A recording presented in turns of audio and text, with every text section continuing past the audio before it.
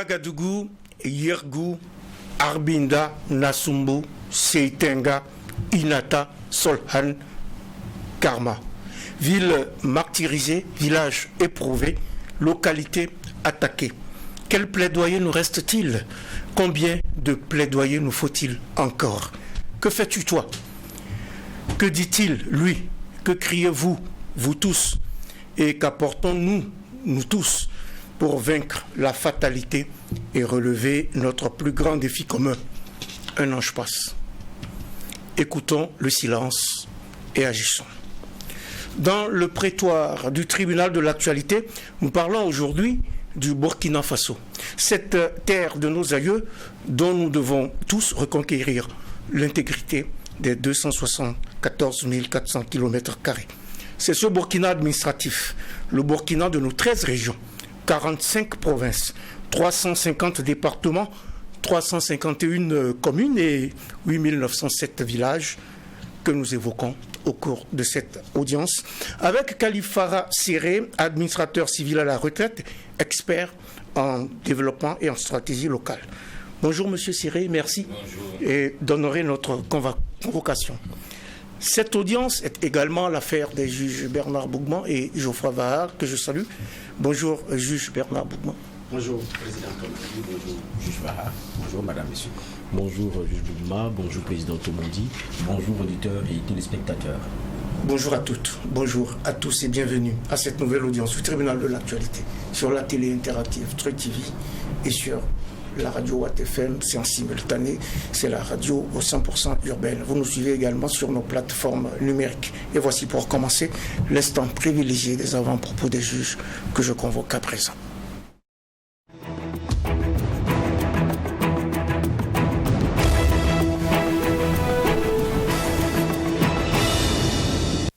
Séquence avant-propos des juges et puis nous commençons avec Bernard Bougman.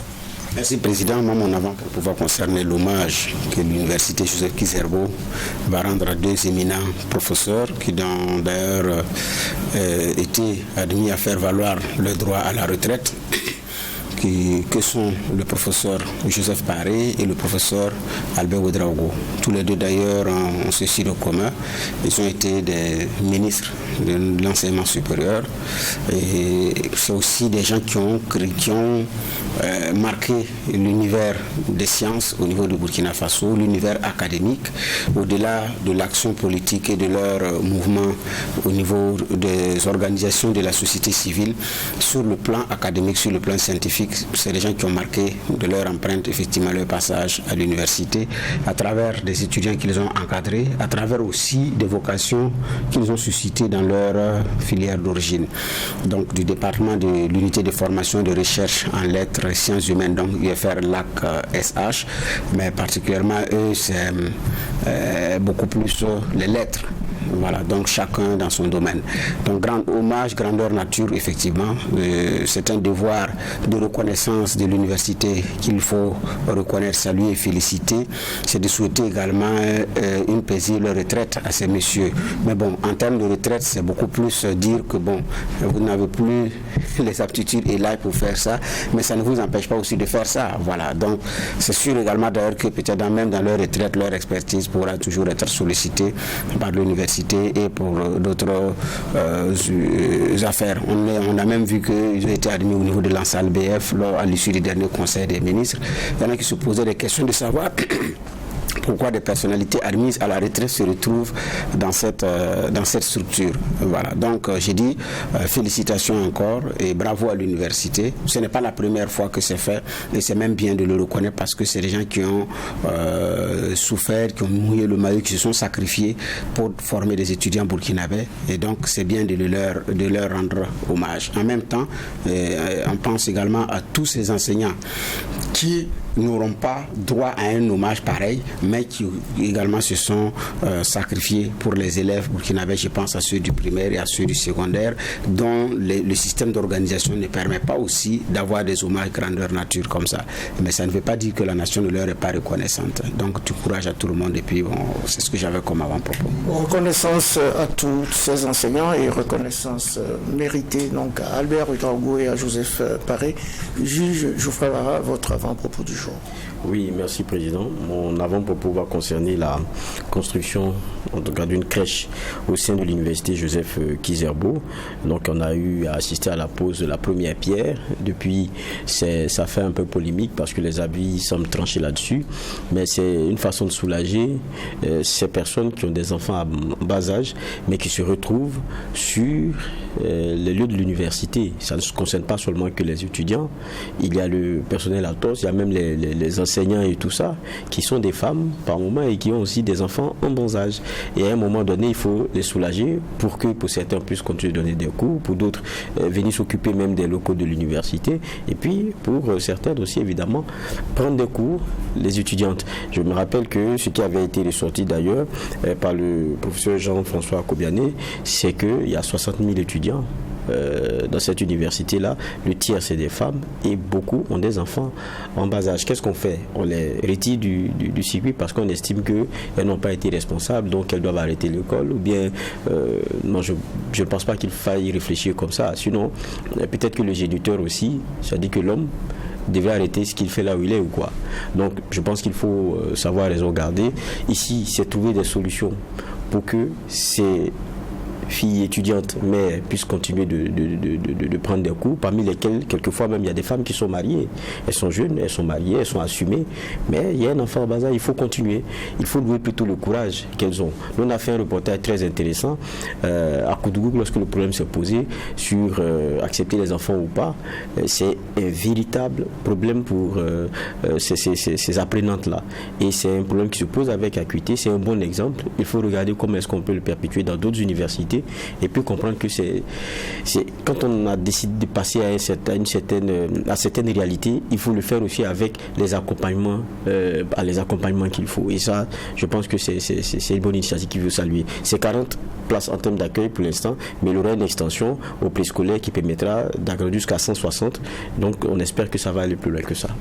Un premier pas qu'il faut saluer, et il faut prendre en compte donc toutes ces femmes qui ont des enfants, parce que c'est un casse-tête finalement pour qu'elles puissent continuer de prendre les cours.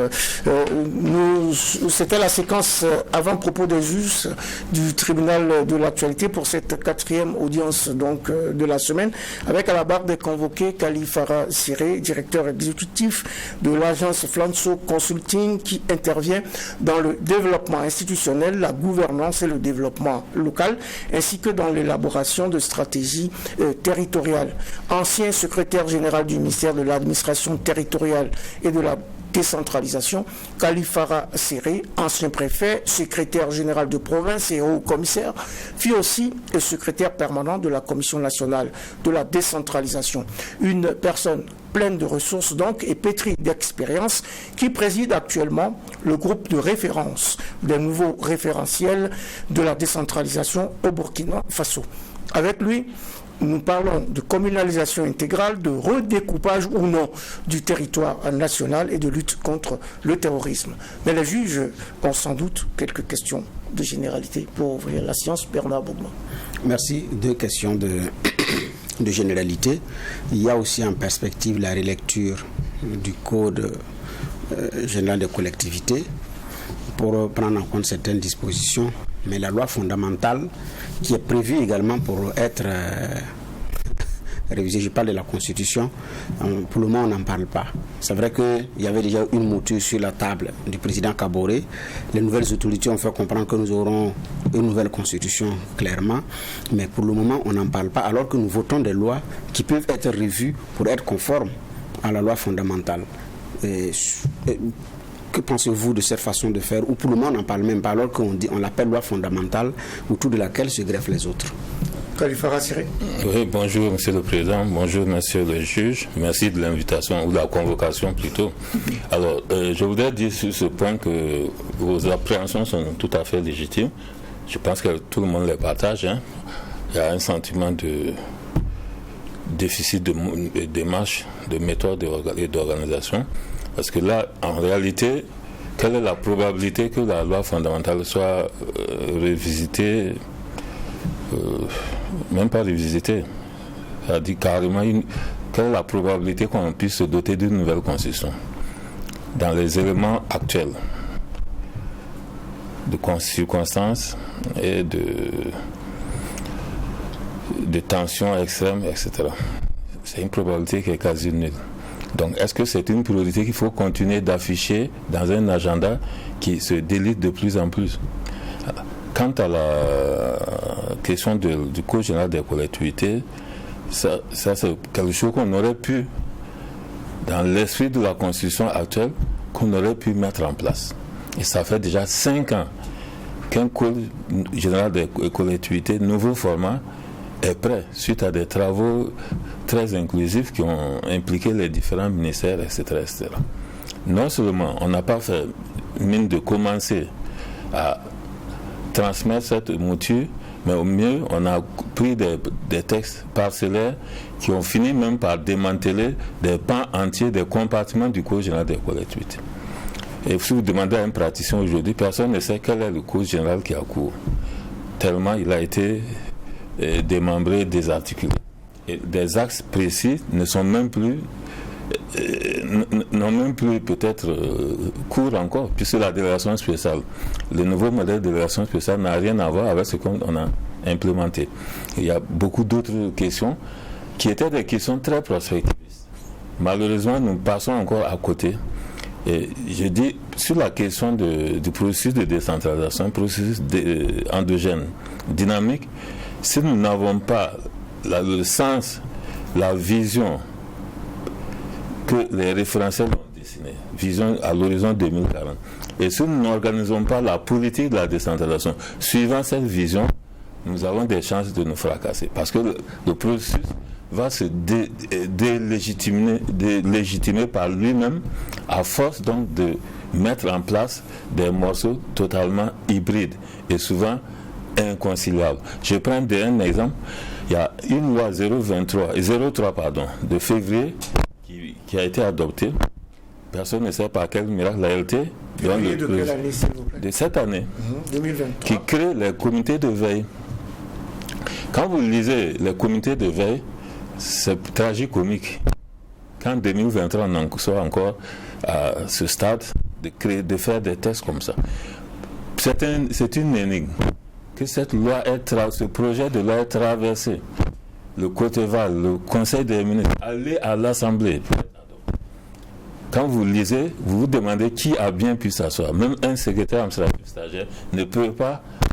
C'est un crime légistique. Voilà. Et il démantèle en même temps des pans de choses, du Code général. Plutôt que d'aller toucher directement au CVD, on va dans une loi dite sui generis, on s'en va créer un nouveau dispositif qui n'a aucun sens.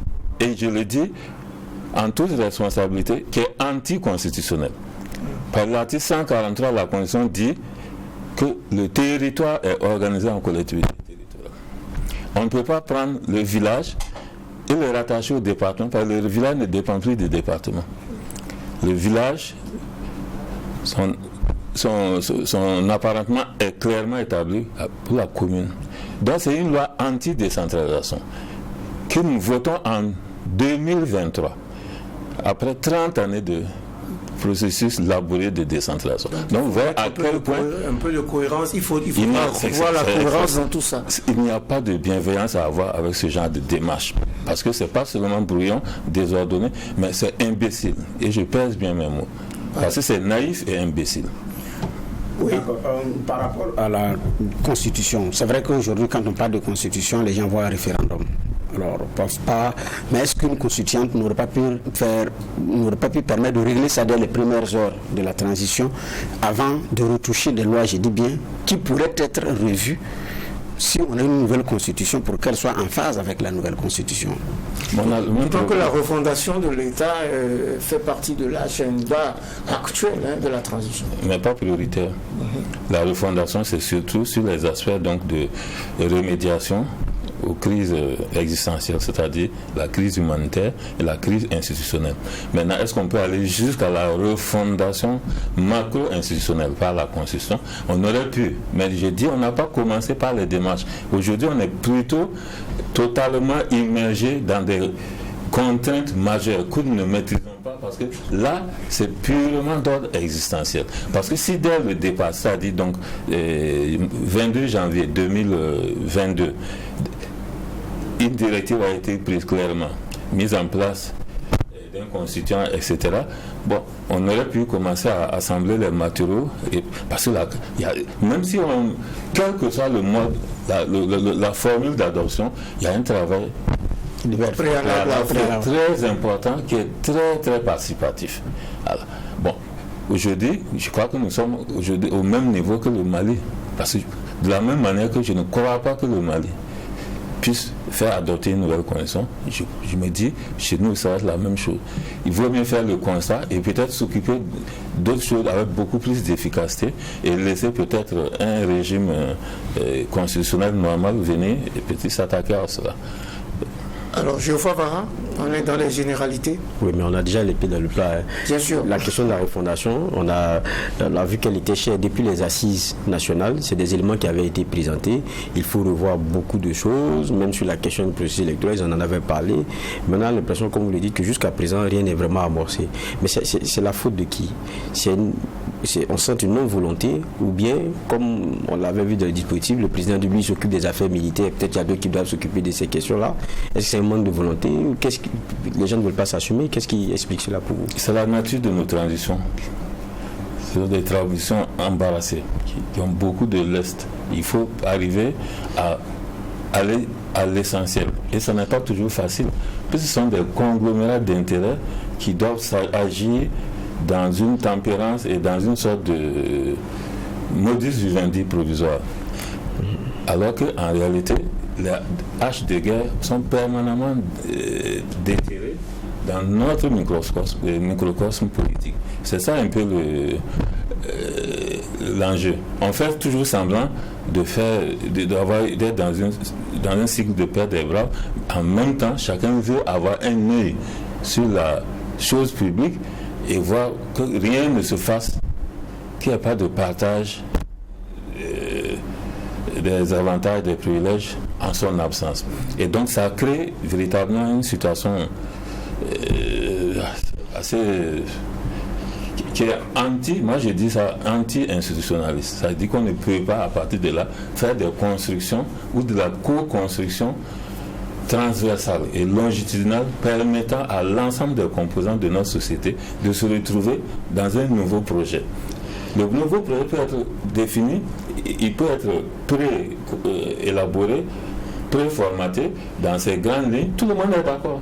Tout le monde est d'accord. Mais dès qu'il s'agit de commencer à poser des jalons fondateurs, voilà déjà, ça pose problème. Et pendant ce temps, notre territoire est de plus en plus grignoté. Nous avons des problèmes à tous les niveaux, des personnes déplacées internes, des personnes déplacées hors pays. Tout ça, ça fait trop de choses pour un État qui n'a jamais pu consolider les bases de ces institutions de type macro. Donc ça fait beaucoup, il y a trop de charges et des pesanteurs. C'est comme une voûte qui a des poussées verticales, des poussées horizontales. Cette voûte-là, si elle n'est pas bien installée, elle n'est pas bien calculée au centimètre cube près, évidemment ça s'effondre. Ça s'effondre. Ouais. Geoffroy Vara, satisfait de la réponse de Kalifara Séré.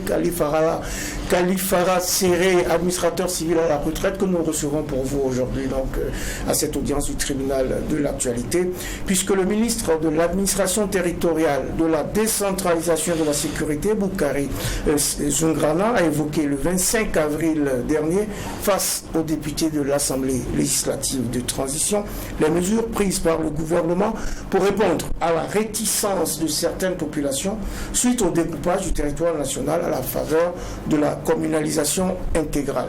C'était pour faire droit à la question orale de Moussa Sawadogo qui nécessite une clarification entre redécoupage territorial et communalisation. Alors dites-nous, Kalifara Séré, un redécoupage du territoire burkinabé est-il dans les tuyaux en ce moment? Je ne crois pas, je n'en ai pas connaissance et je ne suis pas dans le secret de Dieu, mais il y a très peu de chances qu'il y ait actuellement un redécoupage, un énième projet dans le pipeline, parce que je crois que tout le monde a d'autres chats à fouetter actuellement. Mais ce qui est clair, j'ai été surpris par la question orale du député de la LT, et puis je me suis dit après, mais oui, mais ça semble être un truc à contre-temps, mais finalement il n'a pas tort. C'est peut-être maintenant qu'il faut réfléchir à des questions comme ça pendant cette période de transition, et là, dans le cadre de l'esprit de refondation, justement, trouver des solutions définitives, une approche définitive, parce que nous avons toujours eu des problèmes sur la question du découpage territorial depuis les indépendances. Chaque système politique est venu, mais en maintenant une sorte j'allais dire, un mécanisme artisanal toujours désastreux de mise en place, parce que l'intelligence territoriale signifie des normes, des méthodes, des déterminants, des vectoriels et des principes directeurs. Si on les applique, ça devient simple, comme bonjour. À force de ne jamais appliquer, par justement les interférences des intérêts politiques, on fait donc tout ce qu'on veut, et on a fait de notre territoire un manteau d'arlequin aujourd'hui. Et effectivement, la question peut être posée rétrospectivement, parce que c'est ce découpage anarchique, anti-intelligence territoriale, qui nous vaut aussi peut-être d'être si vulnérable. C'est vulnérable face au terrorisme, vous voulez dire. Et moi, je crois effectivement qu'on a collectivement une part de responsabilité pour avoir mal géré, coordonné, conçu et mal défini notre dispositif de guerre, c'est-à-dire notre terre de guerre étant, voilà, c'est-à-dire le processus duquel vient la géographie, la géopolitique, tout ça, c'est la terre. La terre en tant que matrice créatrice, en tant que lieu focal pour l'Africain, où tous nos, comment vous appelez ça, les résidus après la naissance, là, le placenta. Tous les placentas sont enterrés. C'est ça, la terre. Si on ne gère pas bien la terre, vous ne vous étonnez pas qu'elle ne réagisse pas. Or, elle doit être proactive, elle doit pouvoir vous aider. Quand vous allez dans les grandes villes de la vieille Europe, vous avez vu, il y a des remparts, des séries même de remparts. Avez-vous déjà vu des hérissons ou des forteresses dans une des localités? Vous allez passer, vous avez la gendarmerie qui a des sacs de sable, vous allez devant un détachement qui a des sacs de sable. Pourquoi ne pas convier tout le village à créer un hérisson autour du village? Prenez une localité comme Aribinda. C'est pas compliqué. En une semaine, on monte une forteresse. Et quand vous avez monté une forteresse, vous minez, vous faites une douve et vous minez. Et vous avez vos miradors, vos entrées principales. Même les enfants et les femmes peuvent protéger cette cité. Tant que les hommes se préparent pour venir à une reconquête et une réappropriation de notre terre à travers aussi nos richesses et nos valeurs culturelles. Les populations sont désireuses, en tout cas, de voir leur localité érigée en de nouvelles entités administratives. Le ministre de l'administration territoriale l'a indiqué récemment, et c'est peut-être pour cela que, vous l'avez indiqué, il faut repenser l'architecture territoriale nationale. Bernard Boukman. Oui, mais cette architecture était déjà, comment on appelle ça? C'était déjà dans les... Sur le découpage, c'était dans le pipeline. Voilà, je voulais dire. Sous Blaise Compaoré, c'était un projet qui avait été à un moment donné porté d'ailleurs par le ministère de l'administration territoriale jusqu'à leur départ, jusqu'à ce que le président Blaise Compaoré quitte le pouvoir. Ça n'a pas pu être réalisé. La transition a tenté après celle de 2014-2015, mais sous le régime MPP aussi, ça a été relancé. Alors qu'effectivement, il faut une bonne organisation du territoire pour pouvoir faire face aux défis du développement. Est-ce que vous aviez eu connaissance de ce qui était prévu en son temps? Oui, j'ai suivi toutes ces... Mais est-ce que c'était... turpitudes qui n'avaient aucun sens, totalement dénuées de toute intelligence territoriale, totalement. Pourquoi puisque ça procède de la même chose. Quand on fait un découpage territorial, c'est pour ajouter des territoires. Augmenter le nombre on ne dit pas, on va tout remettre à plat et reconcevoir notre territoire. Tous les pays qui ont de l'intelligence territoriale commencent à... Il y en a même qui vont jusqu'au référendum. Par exemple, la Finlande. On fait d'abord un référendum. Est-ce que vous voulez qu'on remette tout à plat? Voilà. Chez nous, les gens ont un département, ils rêvent à province. Chacun veut avoir une province, peut-être dans sa cour. Et c'est ça. Et suivant son poids et sa graduation dans l'échelle politique, grand électeur, moyen électeur, micro-électeur, il va essayer de puiser sur la... Et c'est comme ça depuis 1960, malheureusement. Parce que dès que le colonisateur nous a légué son organisation, qui n'était pas rationnelle non plus, mais qui avait des points d'ancrage. Voilà. Tout le monde sait pourquoi Ouagadougou a été désigné cité capitale. Tout le monde sait pourquoi Bobo-Dioulasso a été désigné capitale économique. Les déterminants sont connus, il y a des documents. Les richesses présumées des sous-sols et autres ont servi de base. Voilà. Si vous lisez pourquoi il fallait que Gourma soit une division, il y a un raisonnement très logique. Pourquoi Ouaïgua? C'était logique. Voilà. On s'est un peu écarté de ça. On s'est écarté de ça. Par exemple, les indépendances, c'était le poids de chacun à l'intérieur de l'IDV-RDA. Chacun a donc commencé à... etc. Et on a fait cela de l'arrondissement jusqu'à la sous-préfecture, puis le cercle. Puis après, on est revenu à la sous-préfecture, puis le département, et reparti aux arrondissements, puis aux subdivisions. Le summum de l'artisanat territorial et du maillage anarchique, brouillon, la palme doit être à décerner au CMPN. CMPN a quitté le pouvoir après avoir promis 97 arrondissements, juste par rapport à la qualité de l'accueil reçu par le président du CMPN dans les localités. Le comité militaire de redressement pour le progrès national. Ouais. 97. Il faut donc que le CNPN sache au CNR, malgré son caractère de rupture révolutionnaire, d'avoir eu la responsabilité sur lui de régulariser ces arrondissements. Parce que les arrondissements ont été créés sans document, rien, mais tous.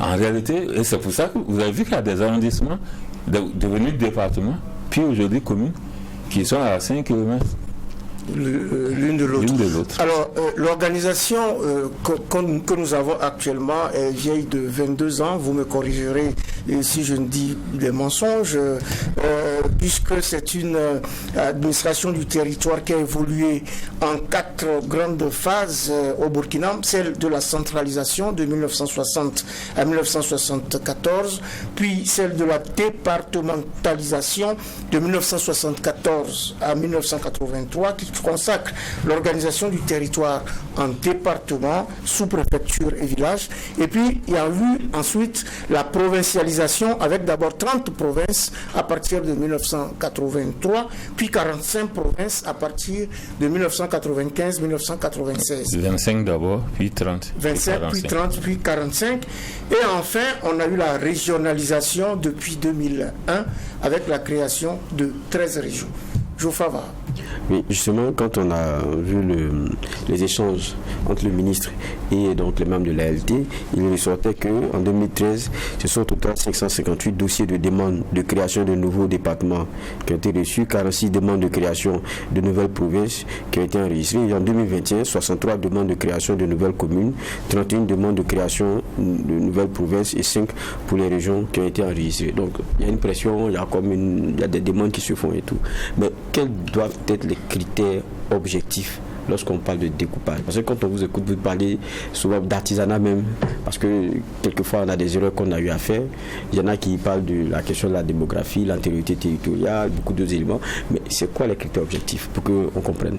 Bon, on va prendre 2 aspects d'abord. Parce que quand nous disons découpage territorial, stricto sensu, au sens de la Constitution, le redécoupage territorial, c'est un redécoupage, une réorganisation en collectivité territoriale. Ça, c'est ce que la Constitution dit.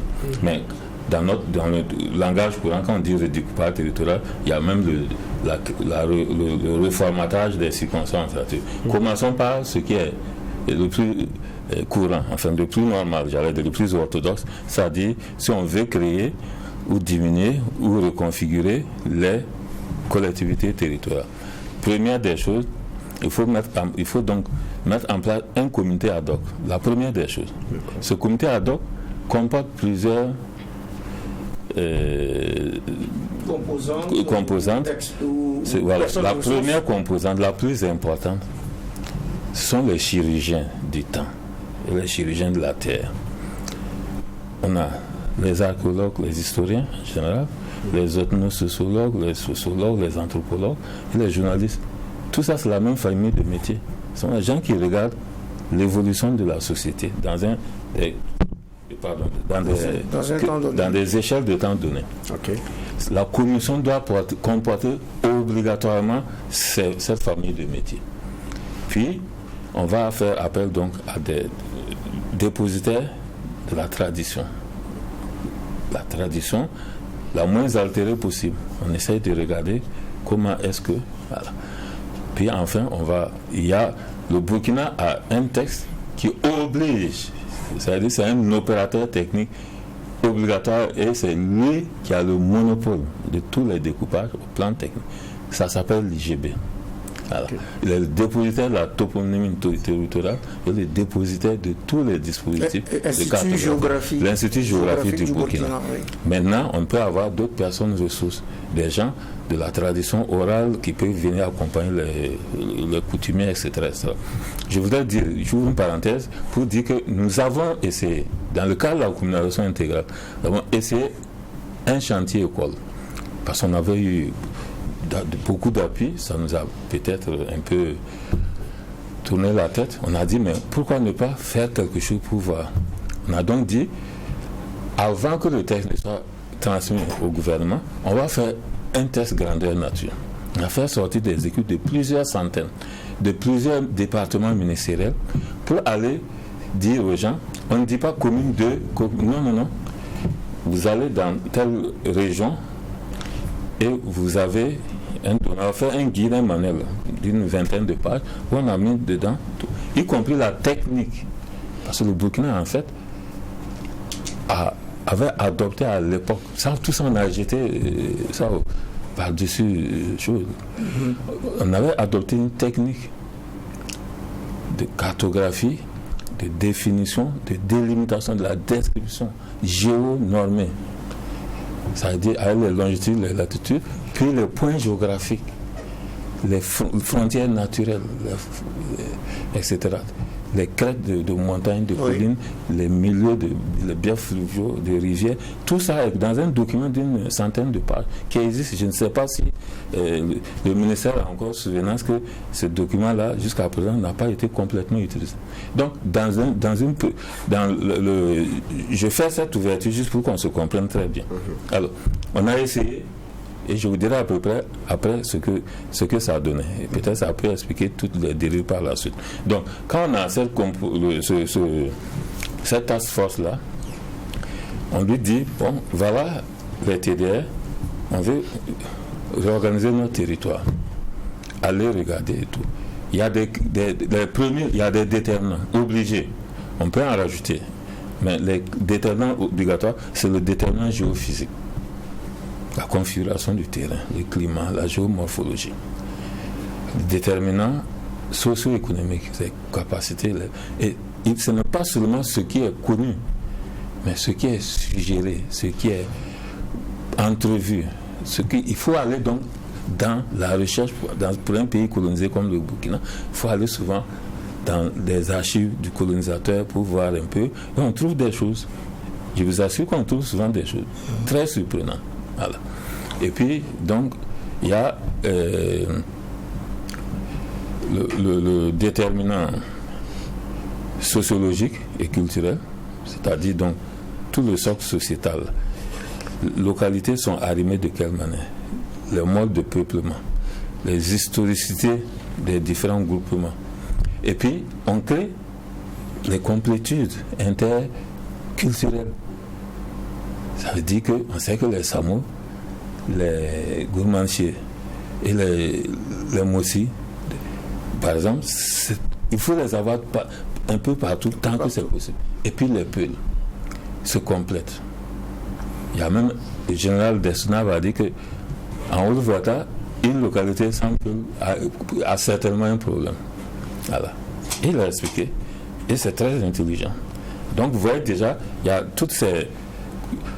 Et puis donc, il y a le dernier déterminant qui est, et non exhaustif, c'est le déterminant politique. Le déterminant politique, c'est la société, le projet de société. Quel type de développement on peut, pas sur le moyen terme, pas sur le temps d'un mandat ou 2 mandats. Sur le long terme, sur c'est-à-dire 50 ans, 100 ans. Voilà. On veut aller vers quoi? Qu'est-ce que nous pensons pour nos enfants et nos petits-enfants? Quand nous prenons la géopolitique régionale, sous-régionale, continentale et mondiale, quelles sont les grandes tendances et comment nous pouvons les exploiter en nous arc-boutant pour rebondir, par exemple. Et malheureusement, donc... Et donc, tout ça, ensemble, on a les 4 déterminants. Pour agir, le comité va regarder, faire des propositions à partir des principes directeurs. Le premier, c'est ce qu'on appelle l'échelle, le principe directeur de l'échelle interscalaire. C'est l'échelle, c'est-à-dire, c'est la taille. Mais pas une taille figée. Le jet est comme un être humain. Et comme tel, il faut avoir un œil sur son homéostasie, c'est-à-dire la régulation par le métabolisme et autres, les globules rouges, les globules blancs, les enzymes, tout ce qui fait que toute cette ingénierie biologique qui fait marcher un organisme humain, par exemple, c'est la même forme d'homéostasie qu'il faut dans un territoire. Il y a des territoires qui ont besoin d'être irrigués par d'autres territoires, par exemple en marchandises, en produits de première nécessité, n'ont pas besoin de produits. Bon, ainsi de suite. Tout ça, il faut créer toutes ces chaînes-là. Et puis donc, quand on a créé cette logique claire, donc on a les échelles interscolaires et puis on a les cohérences verticales et horizontales. C'est-à-dire donc, c'est les liens de dépendance et pas seulement de dépendance, complémentarité, de ce qu'on appelle de fragmentation positive, c'est-à-dire avec des effets d'accélérateur. C'est-à-dire il y a des territoires, quand vous les mettez en regard, ils explosent ensemble positivement, comme une fusée. Et d'autres, non, vous créez des problèmes. Par exemple, quand vous prenez les questions frontalières, les territoires frontaliers, on les regarde avec des dispositions particulières. Vous allez ajouter ce qu'on appelle l'intégration sous-régionale et la coopération transfrontalière. Donc, vous prenez d'abord les déterminants et vos critères, le principe directeur, et comme c'est des particularités, sur tout notre pourtour frontalier, vous allez pour chaque, parce que nos critères au sud-ouest ne sont pas les mêmes, vous allez intégrer, et c'est parce que nous n'avons pas appliqué nos critères transfrontaliers que le terrorisme, l'ennemi a pu traverser facilement. Parce que nos communes frontalières devaient être des vitrines ouvertes, mais des vitrines attractives, qui devaient attirer l'ennemi et le repousser en même temps. C'est-à-dire l'ennemi devait venir et dire mais c'est pas possible, vous avez vu comment ils sont bien, on va aller frapper nos gens encore et vous allez rester au Mali. Le fait qu'ils soient rentrés signifie quoi? Que nous avons un continuum de mauvais développement. Et c'est tout ça qu'il faut corriger aujourd'hui. Tout ça on corrige. Oui.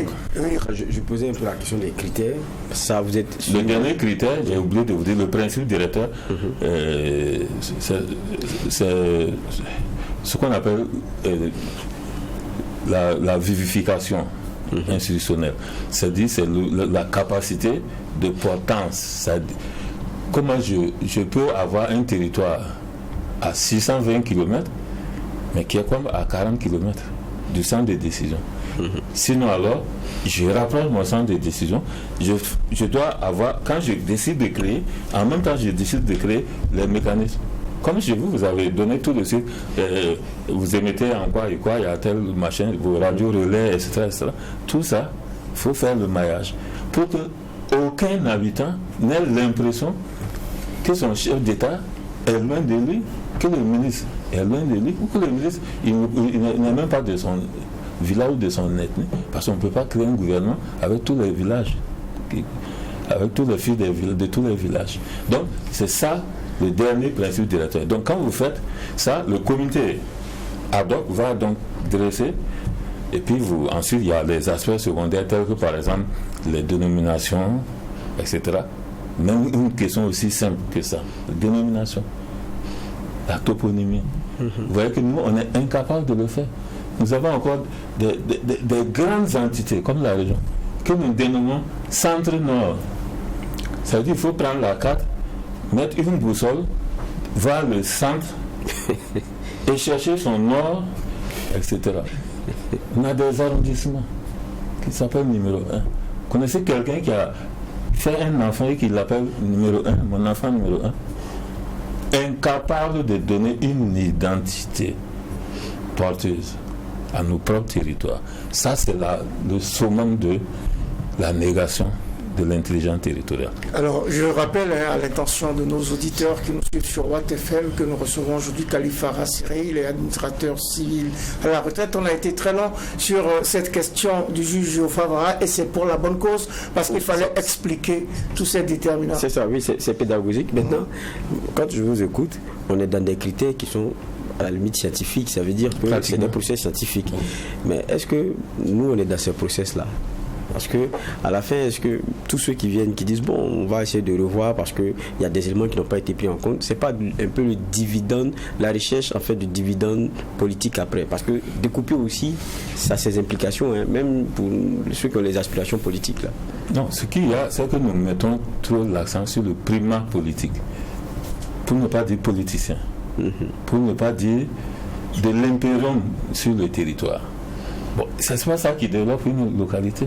Ça dit que je pense à la gestion du pouvoir politique et je me dis, il faut que mes militants et mes grands électeurs, je puisse les satisfaire. Et ce que nous faisons, c'est de dire aux gens, bon, vous voulez quoi? On ne demande jamais qu'est-ce que vous voulez de votre territoire, jamais.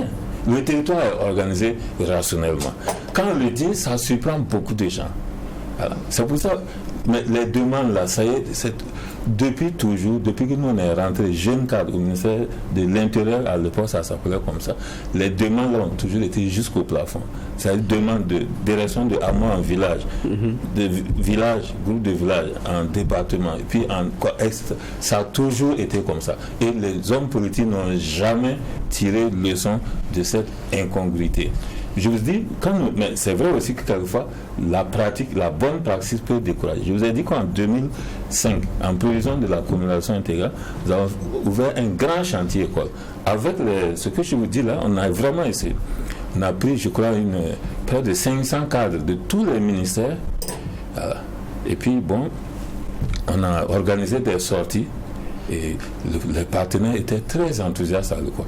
C'était les gens, je pense que les gens avaient des présidents pratiquement de fonctionnaires internationaux. Je vous assure. Et finalement, tout ça s'est rangé dans les... Oui, mais c'est que quand les gens sont allés partout, du sud-ouest au Sahel, de l'est à l'ouest, même dans les sociétés dites anarcho-démocratiques, on s'est buté sur la même réalité. Quand on dit aux gens, bon voilà, on avait... Quand vous dites on a buté sur la même réalité, laquelle réalité? Oui, puisqu'on a dit, vous n'allez pas, on a les fiches. Donc, on ne va pas pour dire, commune, on veut faire une commune dans le département de Kassaga, puisqu'on voulait transformer les départements en communes. On n'avait pas d'autres moyens, ce qu'on a appelé la porte d'entrée départementale. Parce que si on faisait comme le Mali, on allait se retrouver peut-être 1500 ou 800 communes. Puisque les députés allaient venir en groupe de pression, etc. On a voulu éviter ça. On s'est dit, c'est pour ça que le cours dit qu'en entrée, les départements deviennent communes. Puis après, le législateur réfléchit et rationalise. Vous avez vu rationalisation encore? Plus jamais. Il n'y a pas de rationalisation. Même ceux qui ont un mauvais budget se débrouillent. Qui va leur dire de journée? Oui. Voilà. Alors, donc, on a dit, excusez-moi, monsieur le président, je voulais juste dire ça pour votre information. Quand on a mis en place le chantier école, des localités, les chefs coutumiers ou des personnes ressources ou quoi, ont commencé par dire déjà, telle localité n'existe pas. sans nous. C'est nous qui leur avons donné la terre et maintenant ils sont devenus des commerçants, ils sont devenus une grande ville. Mais si on doit créer une entité de vie, alors il faut nous les ramener. Et quand on vous dit, je ne vais pas vous donner de villages, de localités, mais vous allez voir un petit chef d'une localité comme ça, un chef de terre, il vous dit, ce grand département-là, c'est moi, c'est pour moi. En tout cas, si je vous félicite d'avoir pensé à nous, alors ramenez-nous ça ici, chez nous. L'exercice a totalement foiré. Foiré. Donc ça donne un peu une idée de l'état d'esprit général du pensons aujourd'hui sur la question du territoire. Alors il va falloir revoir tout cela. Sans doute qu'on fera d'autres émissions sur cette question très importante. Nous sommes déjà dans la dernière ligne droite de cette émission et je vais donner la parole à Bernard Boubou. Alors nous sommes en pleine transition, c'est aussi des moments de grandes opportunités pour définir des choses. Est-ce que c'est faisable dans le contexte actuel?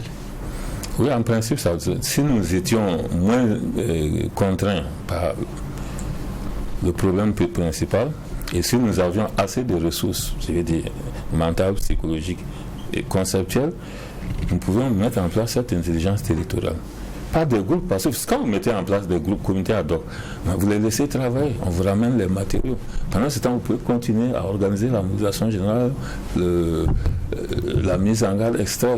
C'est une question d'organisation. Effectivement, ça peut, moi je pense que ça peut se faire. Ça n'est pas simple. Mais il faut une bonne organisation et de la méthode. Mais il y a effectivement des localités liées à ce que vous dites, c'est vrai. C'est nous qui avons donné le lopin de terre, ils sont devenus riches. L'administration est venue, finalement, elle s'est installée et ils nous narguent. Bon, pour donner une identité territoriale, est-ce que c'est possible ce retour-là de dire ramenez-les nous? Est-ce que c'est possible de les ramener d'ailleurs? C'est-à-dire de changer le chef de l'État. Quand on pose la question comme ça, elle est biaisée. Puis en ce moment, nous créons des rapports de force. Okay. Alors, l'exercice ne consiste pas à créer des rapports de force. J'ai oublié de dire aussi que un vecteur, on appelle ça un vecteur, ça veut dire on doit avoir un espace qui se construit, qui vit, qui a des poumons, une respiration, une circulation sanguine et tout. C'est pour ça qu'il y a le cadre. Exactement. En fait, nous n'avons pas inventé quelque chose, mais nous avons adapté le principe, les trois espaces des Grecs, c'est-à-dire donc l'Agré, le Saltus et le Silva, c'est les trois espaces qu'on a dans. En français facile voilà. Pour nos auditeurs. Alors, maintenant, nous, on a fait, dans le cours, nous, on a créé un autre concept, mais qui est rattaché à ça, l'espace de vie, l'espace de production et l'espace de conservation. Voilà. Ça ne signifie pas que c'est des limitations aux choses. Quand des femmes produisent du gombo, du petit maïs, des vieilles femmes à l'intérieur d'une agglomération, c'est de l'espace de production qui est venu s'intégrer dans l'espace de vie. Mais ça ne change rien au principe général. Voilà. On peut avoir un bosquet sacré dans le village plutôt que par exemple dans les champs. Tout ça, ça fait partie des choses aussi qu'il faut. Donc quand vous prenez une localité, la somme des villages doit avoir ces trois espaces-là. Voilà.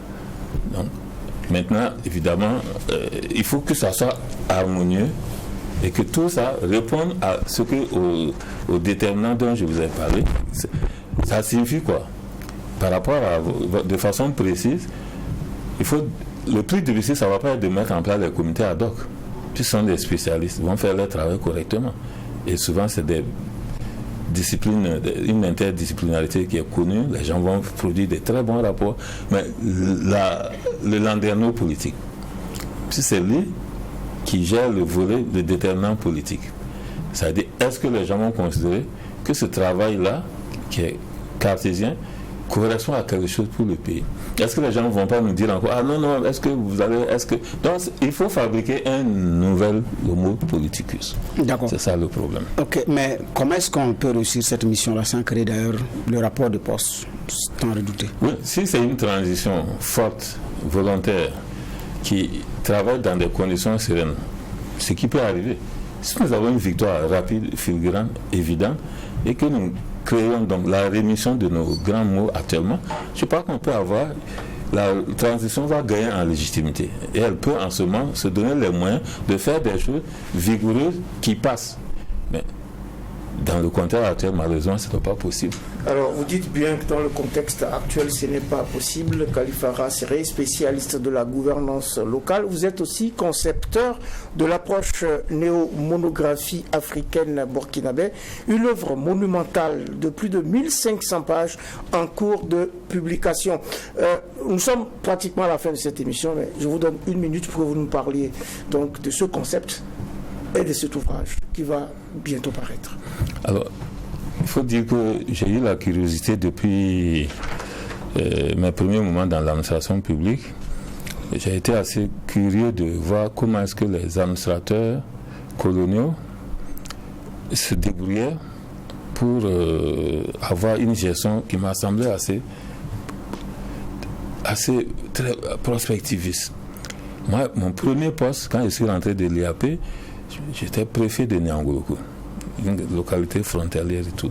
Et j'ai vu que les gens, dans les années 45-46, les administrateurs, ils écrivaient avec des choses, des plumes fabriquées avec des épines et tout ça.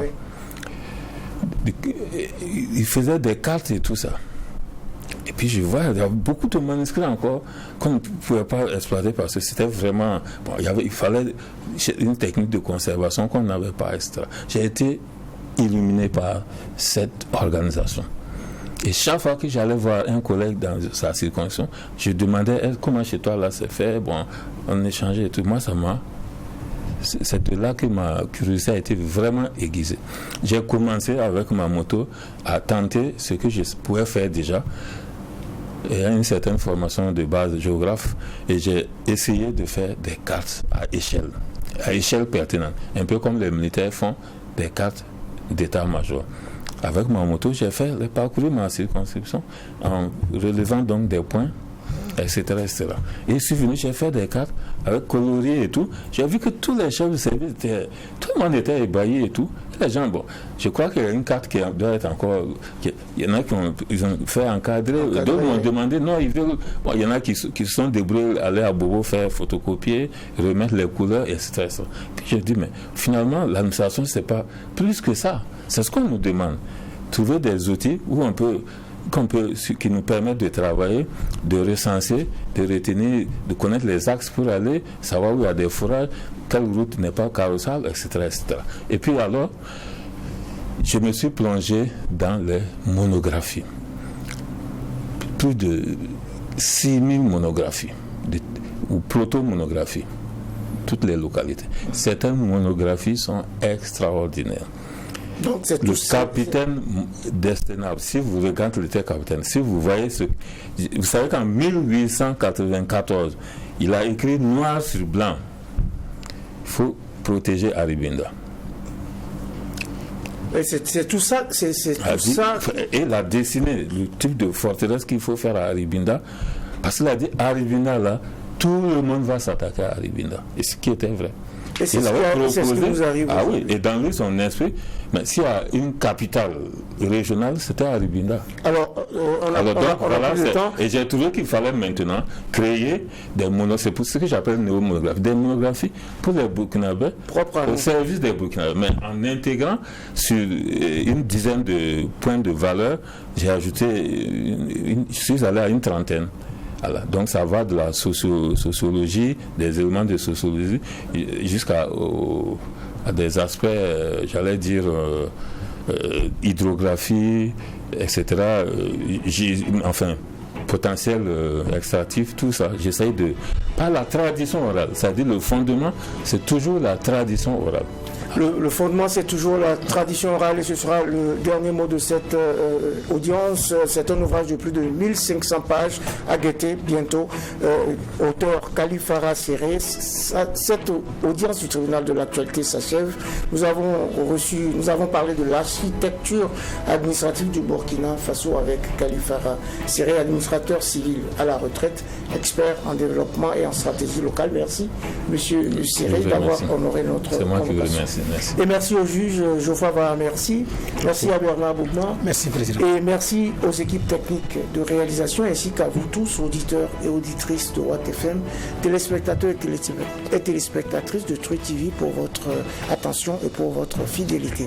Force et courage à nos valeureux combattants et en ces temps troublés où chaque matin que l'on découvre est une grâce infinie et chaque manifestation de solidarité une victoire. Prenons soin les uns des autres en attendant de retrouver le tribunal de l'actualité demain, mêmes heures, mêmes antennes, avec un maillet toujours aussi juste, incisif et sans complaisance.